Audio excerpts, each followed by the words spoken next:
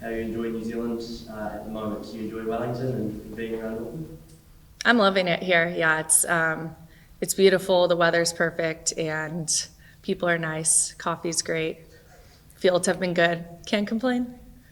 Same here. I mean, really good place. This is my second time here. I was here for the draw, obviously. And one thing I have to say, I haven't had a bad meal in New Zealand yet, so that's good too.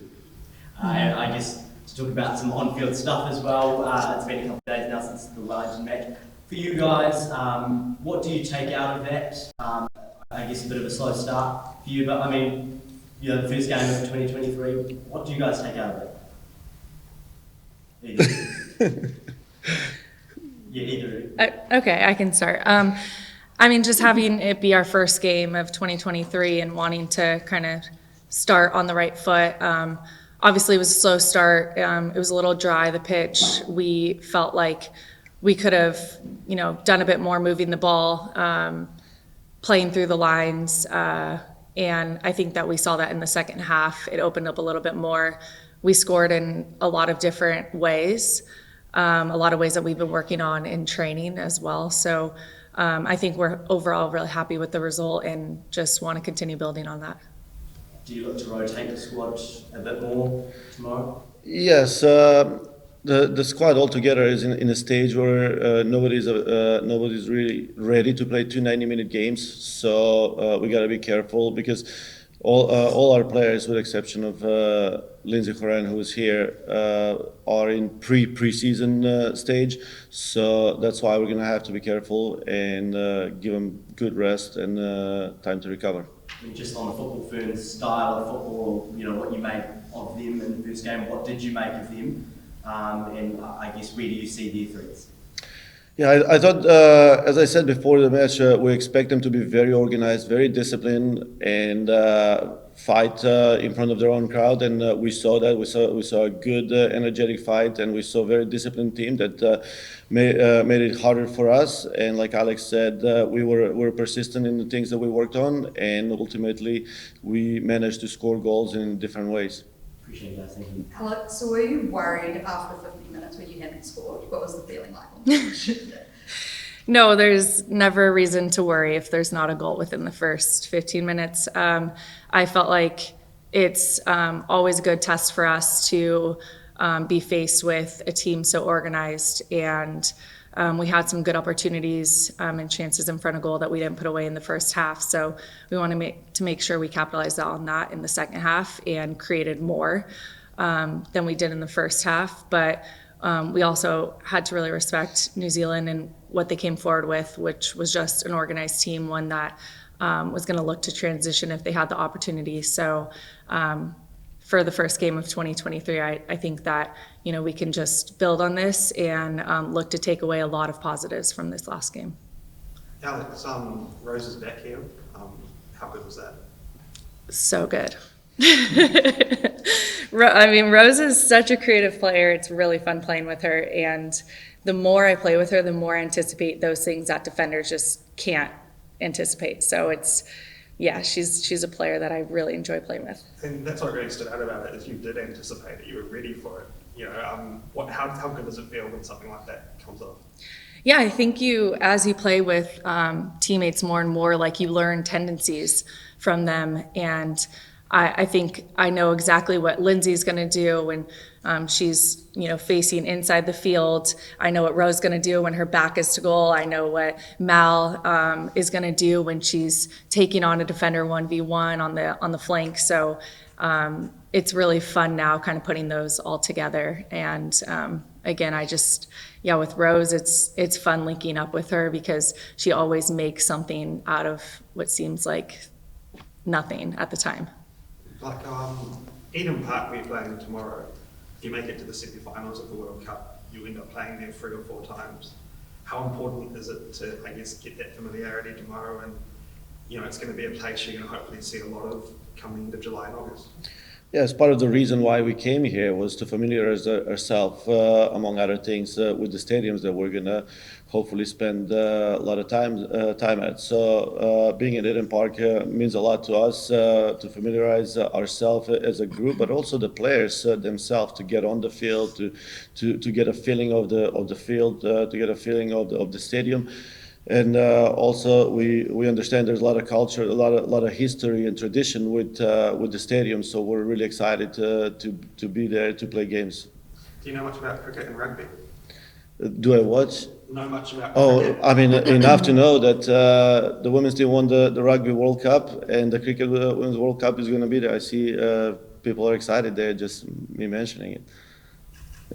And Alex, as a player, what do you hope to get out of the 10 days or so that you're going to be in New Zealand for this camp? I think it's a lot of just preparation and kind of going through what we anticipate to see in the World Cup. So that starts with the travel over from the States, the traveling down to Wellington the day before a game and kind of going through what that looks like and getting off the plane, going to training, just going through the routine that we'll definitely see. And then playing 2 good matches against the Ferns that will help us just grow as a team and move forward with the current squad that we have, minus a couple players due to injury. So this was a really important step for us to take, and it just so ended up that we landed with our first 3 games in the World Cup in New Zealand, and I think that this trip was already in the works before that. So it just ended up that it worked out for us in having these 2 games as a good prep for that. And it's not the first time for the US, but what's it like when you're playing a team like you were on Wednesday where they're sitting deep, basically just trying to counter, but they're sitting deep in real blocks of defence? Yeah, we're going to play teams who have all different styles of play. And a lot of times the way that we prep for a team or scout the team, they come out playing completely different against us. That wasn't necessarily the case with New Zealand, but we have to be prepared for any way a team is going to face us and focus on kind of what tools we have in order to break those teams down. And sometimes it takes a little more patience. Sometimes it takes trying things and either failing or succeeding throughout the game to see in which ways you can get the best goal scoring chances. And for us this last game, it was a lot of patience. It was knowing that the field was dry. They were extremely organized. We weren't able to play through the midfield as much, especially in the first half. It was recognizing the space that they were giving up, which, a couple times in the first half was in behind their back line, and we didn't recognize that as much as we could have. So it's always kind of learning and kind of seeing the game before we can come together at halftime for the coaches to recognize and relay that message. What do you think changed in that spell from about the 50th minute to the 63rd? Well, a couple moments of brilliance by players, some just confidence as well as players started to get on the ball and a little bit more than they had in the first half. Some energy from our game changers or the players who came off the bench. And then some, video and halftime chat from Vlatko and the coaching staff to kind of show us where the spaces were that we weren't quite recognizing in the first half. Vlatko, I know you're going to be cagey about this, but what does Lindsay departing mean in terms of what you might see in a new light about the midfield if she's not starting tomorrow? Yes, so obviously Lindsay had an incredible game, I think, and orchestrated a lot of our attacks last game. And in the previous agreement, in agreement with Leon previously, we knew that she's going to leave, and wish her all the best, safe travels, and good luck in the game. But having her here was important for the team, but also important for the player that will step in that role when she's not here, just to see what the expectations are and what the player needs to do. And the way we see it is just an opportunity for us to see someone else, but also opportunity for someone else to showcase her ability and hopefully earn a spot for the next one. Do you think that there's any chance of any tactical experimentation in terms of like being able to maybe experiment with certain situations and like the game state of, okay, maybe we would need to move to a double pivot or anything along those lines? At the very beginning, I don't think we're going to see a big change. But if we see that what we have in mind is not working, then we're going to have to change. Obviously, there was a little bit of a tweak in the way we were attacking in the previous game, and I think that we still need a little bit of time to understand each other, or the players to understand each other, to understand the distances, the timing, the angles. So this game is going to be perfect to continue building on it. And if we feel comfortable at any point in time, we may change as well.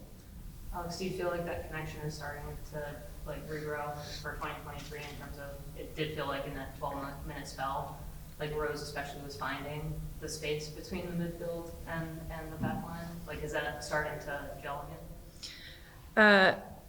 Yeah, I think regardless of who's on the field, we're here to get good training sessions in, to get to know each other the best we possibly can, to anticipate those situations in a game. And with Rose, she is at her best when she finds that pocket behind the midfield line, in front of the back line, being able to turn, get on the dribble, and find us in behind. So, or find space for herself to continue going. So, we found a lot of success more in the second half with that, and now we want to put that all together to be able to do that for 90 minutes. Alex, I've got an off the field sort of question. So tomorrow at the game, a campaign's being launched called Correct the Internet. I'm not sure if you've heard of it. So it's like if you search a stat that's probably held by a female, a male will come up instead. So that's being launched tomorrow. And I just wanted to get your perspective of like how important something like that would be on the platform that is the internet, and give, I guess, women and women's sports the recognition it deserves on the internet, which is where a lot of us go for everything. So I haven't actually heard of this campaign, so I'm interested. Yeah, can you explain more For example, if I search who scored the most tries Okay. at the Rugby World Cup, it'll come up with a guy, even though a female holds that record. Mhm. And I'm sure there are football ones similar. So I guess, Mm. yeah, so they're launching a campaign to sort of correct the internet and fix these algorithms that just come up with guys' names. Yeah. So I just didn't know if you wanted to, like, I guess, comment on that, because I guess you'll be part of the launch tomorrow without even really knowing. Amazing. Well, I mean, I think it's great, and I think that already we've seen that over the last couple of years with some of the records that female footballers have, and looking at the Men's World Cup, kind of calling it a Men's World Cup and a Women's World Cup, and kind of announcing record holders in the male category, the female category is incredibly important. So I hope that it does kind of continue to break barriers and this campaign is successful, because that's really huge when we look at women's football continue to make a stamp on the sport, and New Zealand in particular having their football ferns be able to host a World Cup and continue to gain the recognition they deserve. Awesome, thank you. Alex, what have you made of the support so far? I don't know if you've noticed, but in the stands in Wellington, there are a lot of signs with Alex Morgan on them, people wanting to meet you. What have you made of the support, and how have you found it? Yeah, I think the support, not only for myself or us, but for women's football in New Zealand has been great. The turnout has been amazing. They've already broken the record for the most attendance for a Ferns football game, and hopefully that'll be broken again tomorrow. But it's always great seeing fans globally. You know that if you see that, we're definitely putting our mark on this sport, and it's just a great way to see kind of what this summer looks like for the World Cup. Just a question for the coach.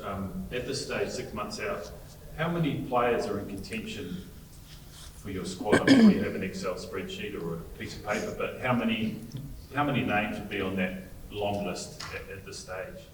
I mean, at this point, we do have a list there's around 30 that are in contention for a spot, and we continue looking and observing, evaluating everything. These players are fighting really hard, and every day they just make it harder and harder for us. Ultimately, we do want to make, as much as we hate it, we love the fact that we have to make a hard decision.